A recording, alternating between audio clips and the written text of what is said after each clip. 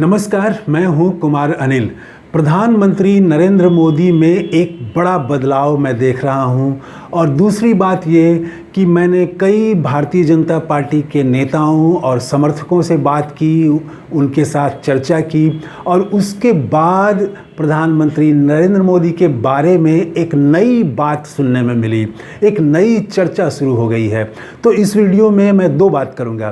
पहली तो ये कि प्रधानमंत्री मोदी में क्या बदलाव मैंने देखा है, क्या बदलाव, नया बदलाव क्या है, और दूसरी तरफ कि उनके बारे में एक नई चर्चा वो भारतीय जनता पार्टी के कार्यकर्ताओं में भी चर्चा वो आ गई है। ऊपर बड़े पत्रकार और मीडिया में तो आ ही रही है छन छन के बात, लेकिन अब वो नीचे भाजपा के जो कार्यकर्ता हैं, 20-20 साल से कार्यकर्ता हैं, उनके भीतर भी एक नई चर्चा है प्रधानमंत्री नरेंद्र मोदी को।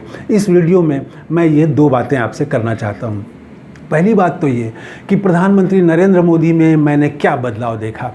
उनका बदलाव, सबसे बड़ा बदलाव जो दिखाई पड़ रहा है कि पिछले कई चुनावों को आप देख लीजिए, लोकसभा चुनाव हो, उसके पहले बंगाल का चुनाव हो, कर्नाटक का चुनाव हो, तो इन सारे चुनावों में एक चीज़ कॉमन दिखती थी कि प्रधानमंत्री नरेंद्र मोदी मंदिरों में ज़रूर जाते थे और मंदिर में जाके वहाँ पर भव्य ढंग से आरती करना और टीका लगाना, पूरे भर ललाट टीका लगाना, जैसे संत कोई साधु लगाते हैं उस तरह से वो पूरा ललाट भर के टीका लगाना और उसी तरह का वो पूजा वाला जो ड्रेस है खास रंग का वो पहन के और चौड़े से चलना और वो आरती करते हुए और चौड़े से चलते हुए वो फ़ोटो मीडिया में आना और वो खुद भी शेयर करते रहे हैं ऐसे फ़ोटो। तो ये अभी जो मैं देख रहा हूँ कि जो जम्मू कश्मीर में चुनाव हो रहा है, हरियाणा में चुनाव हो रहा है, यहाँ एक भी ऐसी तस्वीर उनकी नहीं दिखाई पड़ी। पहला तो बदलाव मैं ये देख रहा हूँ कि मंदिरों का दरवाज़ा वो नहीं खटखटा रहे हैं। जिस तरह से मंदिरों में जाके आरती करते थे वो, और आरती करके मंदिरों का मतलब धार्मिक क्रियाकलापों का कर्मकांड करते हुए वो फ़ोटो दिखा करके उसको चुनावी फ़ायदा लेना, उसका जो लोगों के भीतर धार्मिक भावना है, आस्था है, उसका राजनीतिक इस्तेमाल करना वो इस बार प्रधानमंत्री नरेंद्र मोदी नहीं कर रहे हैं। पहला तो परिवर्तन उनमें मैं ये देख रहा हूँ। दूसरा परिवर्तन देख रहा हूँ कि हर चुनाव में, चाहे वो बंगाल में ओ दीदी बोले हो, कर्नाटक में वो कुछ बजरंगबली को ले आए थे, तो वो जब लोकसभा का चुनाव हो रहा था तो राजस्थान में उन्होंने घुसपैठिए का मामला उठा दिया था कि ये जो घुसपैठिए हैं इनको कांग्रेस वाले, आप महिलाओं का जो गहना है, जो झुमका है आपका, वो भी ये दे देंगे, घुसपैठियों को दे देंगे। और उसके बाद काफ़ी बवाल हुआ था ये कि ये प्रधानमंत्री को शोभा नहीं देता है इस तरह से बात करना। इस बार इस तरह का धार्मिक विद्वेष पैदा करने वाला, सरासर सीधे तौर पर और धार्मिक विभाजन करने वाली बात प्रधानमंत्री नरेंद्र मोदी नहीं कह रहे हैं। न उन्होंने जम्मू कश्मीर में ऐसी बात कही, न उन्होंने हरियाणा में ऐसी बात कही। इसीलिए हरियाणा में उनकी जो दो सभाएं हुई, पहली सभा की तो थोड़ी बहुत चर्चा हुई भी, लेकिन दूसरी सभा हुई, इसकी चर्चा तो भारतीय जनता पार्टी के कार्यकर्ता भी नहीं कर रहे हैं। मैं तो कई कार्यकर्ताओं, नेताओं से मिला, वो भी कुछ और बात कर रहे हैं, लेकिन उनकी दूसरी सभा की कोई चर्चा नहीं है। तो ये इस तरह से कंट्रोवर्सी पैदा करना, समाज में विभाजन पैदा करने वाला सीधे सीधे ऐसा कोई बयान भी वो उन्होंने नहीं दिया है। दो राज्यों के चुनाव हो रहे हैं, तो ये तो मैं परिवर्तन देख रहा हूँ। अभी देखिए वो हुआ क्या कि अमित शाह जी ने झारखंड में बांग्लादेश के बारे में कह दिया कि घुसपैठियों को किस तरह से क्या उनके साथ सलूक किया जाएगा, बहुत गलत ढंग से उन्होंने कहा। और उसके बाद में बांग्लादेश ने अपोज कर दिया। भारत के जो प्रतिनिधि हैं ढाका में, उनको बुला के बांग्लादेश के विदेश विभाग ने अपना प्रोटेस्ट दर्ज कराया। तो इसलिए अब वो बांग्लादेशी घुसपैठी इस तरह की बात भी करना बड़ा मुश्किल है सत्ता पक्ष के लिए। तो ये मैं बदलाव देख रहा हूँ प्रधानमंत्री नरेंद्र मोदी में। और उसके बाद जब मैं कार्यकर्ताओं से मिला, तो उनके नेताओं से जब मिला भाजपा के, तो पहले वो ये कहते थे, 2-3 बातें बड़ा कॉमन कहते थे वो, हर कार्यकर्ता की जुबान पर होता था और मीडिया के बड़े बड़े एंकर भी इस बात को कहते रहे हैं कि प्रधानमंत्री नरेंद्र मोदी 24 गुना 7 गुना 365 वो हमेशा चुनावी मोड में रहते हैं, हमेशा चुनाव के मोड में रहते हैं। एक दूसरा ये कि उनकी लोकप्रियता के आगे प्रधानमंत्री नरेंद्र मोदी के आगे कोई नहीं है देश में। ये दूसरी बात। अगर किसी ने राहुल गांधी का नाम ले लिया तो बड़ा मतलब अजीब ढंग से राहुल गांधी वो बड़ा रिएक्ट करते थे। तो वो प्रधानमंत्री मोदी के सामने कोई नहीं है, ये बात किसी भाजपा कार्यकर्ता ने मुझसे नहीं कही जो मैं उनसे मिला। तो ये दो बातें। इसके बाद में ये भाजपा के जो कार्यकर्ता हैं उनके बीच की मैं बात बता रहा हूँ कि उनके बीच अब ये बात, पहले मिलते ही वो कहते थे कि सुने क्या बोले प्रधानमंत्री मोदी, अरे उन्होंने तो ऐसे कह दिया, ये कह दिया। अब वो ये बात नहीं कर रहे हैं।